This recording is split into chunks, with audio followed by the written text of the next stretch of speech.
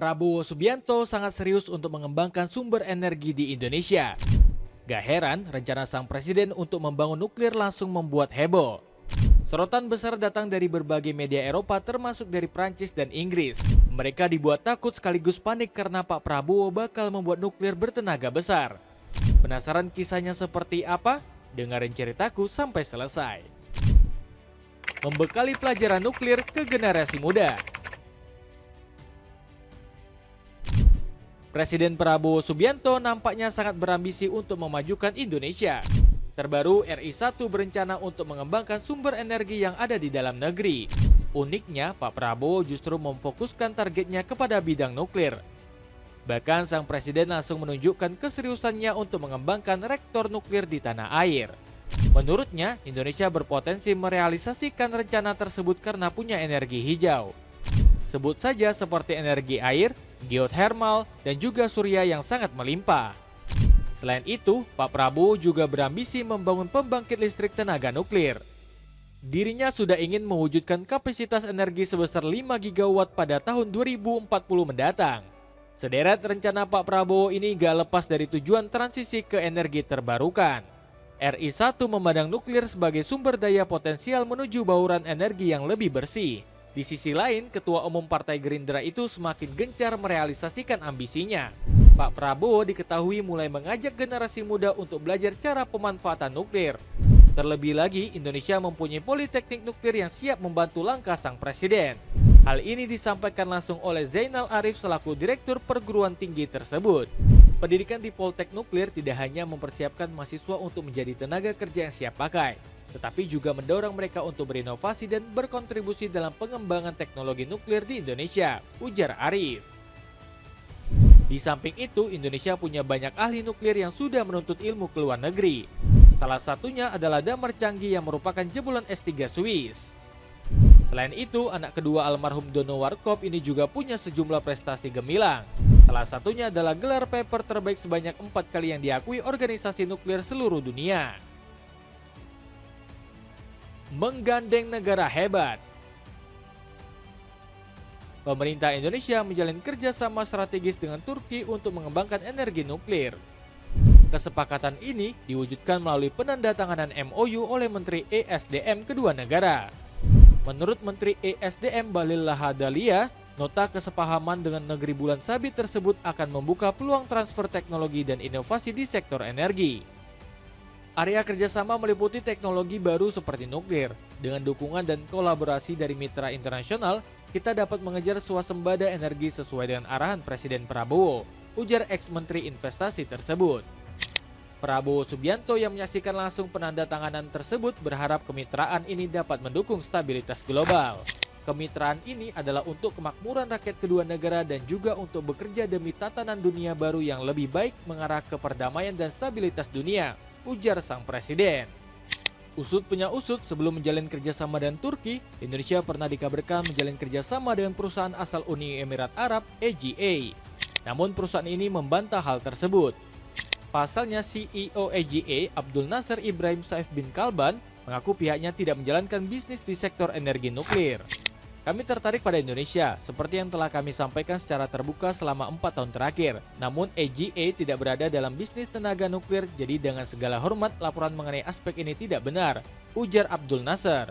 Meski gagal dengan Uni Emirat Arab, Indonesia sukses menggandeng Australia dalam penandatanganan nota kesepahaman baru. Kesepakatan ini bertujuan untuk memperkuat kerjasama di bidang regulasi tenaga nuklir. Dirjen Australian Safeguard and Non-Proliferation Office Jeffrey Shaw menyebut kerjasama tersebut akan memperkuat kemitraan kedua negara. Kami percaya kerjasama ini akan membawa manfaat bersama bagi kedua belah pihak dan berkontribusi pada pertumbuhan global dan pengembangan penggunaan nuklir untuk tujuan damai, ujar Shaw. Dapatkan yogurt serial almond premium isi 1 kg yang lagi diskon. Cek keranjang kuning ya. Rencana serius bangun pembangkit listrik nuklir. Keseriusan Prabowo Subianto menghadirkan energi nuklir di Indonesia pun diwujudkan melalui aksi nyata. Buktinya, sang presiden dikabarkan telah mengontak Presiden Rusia Vladimir Putin. Pernyataan tersebut disampaikan oleh utusan khusus Presiden Hasim Jojo Hadikusumo. Bahkan dirinya mengaku Putin telah setuju dengan rencana tersebut. Pak Prabowo sudah minta kerjasama dari pemerintah Rusia ketemu dengan Presiden Putin beberapa pekan lalu. Saya dengar Presiden Putin sudah setuju, ujar adik kandung sang presiden tersebut. Apabila terwujud, pembangkit listrik tenaga nuklir akan menyelesaikan masalah energi yang kerap menimpa Indonesia.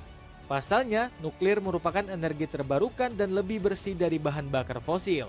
Pernyataan tersebut diamini oleh Dirjen EBTKE Kementerian ESDM, Enia Listiana Dewi, yang menyebut nuklir akan digunakan sebagai pembangkit listrik di masa depan. Untuk penggunaan energi nuklir, undang-undangnya untuk tenaga listrik on-grid akan diluncurkan pada 2032, berarti seharusnya mulai disiapkan di kabinet ini, ujar Enia. Selain sebagai sumber energi, nuklir yang dikelola Indonesia dapat dimanfaatkan pula untuk kesehatan. Menurut Kepala Riset Tenaga Nuklir BRIN, Rohadi Awaludin, nuklir bisa dimanfaatkan rumah sakit. Penggunaan iradiator gamma telah dimanfaatkan rumah sakit yang memiliki fasilitas pengobatan nuklir. Beberapa rumah sakit memiliki siklotron untuk produksi F-18, ujar Rohadi. Rohadi juga mengatakan jika energi nuklir yang dikelola oleh Indonesia dapat digunakan sebagai tameng terhadap ancaman nuklir dari negara asing. Kita harus memastikan keamanan dari aktivitas radiasi, termasuk potensi dampak nuklir dari luar negeri. Jika ada kejadian yang berpengaruh pada Indonesia, teknologi yang kita miliki sudah siap untuk menanganinya, tambah Rohadi. Tanggapan media asing. Rencana Prabowo Subianto membangun reaktor nuklir di Indonesia sukses mencuri perhatian asing. Pasalnya, sejumlah negara kaget sekaligus panik mendengar ambisi RI1. Sebuah kegaduhan tergambar jelas melalui pemberitaan media Prancis. Portal berita bernama Energy News tersebut tampak panik dengan rencana Pak Prabowo. Menurut mereka, Indonesia akan semakin kuat saat menjalankan kebijakan ini. Apalagi pemerintah berencana mempercepat target konstruksi dari semula 2032 menjadi 2030. Indonesia tengah mempercepat pengembangan program nuklirnya dan dapat menjadi negara pertama di Asia Tenggara yang menggunakan reaktor modular kecil pada tahun 2030. Respon terkejut gak cuma ditunjukkan media asal negara adidaya tersebut. Ternyata beberapa negara Eropa lainnya juga dibuat heboh akibat gebrakan Pak Prabowo. Sebut saja media Reuters yang ikut memberitakan rencana nuklir pemerintah Indonesia. Surat kabar asal Inggris tersebut kaget karena tanah air ingin membuat PLTN berkekuatan tinggi.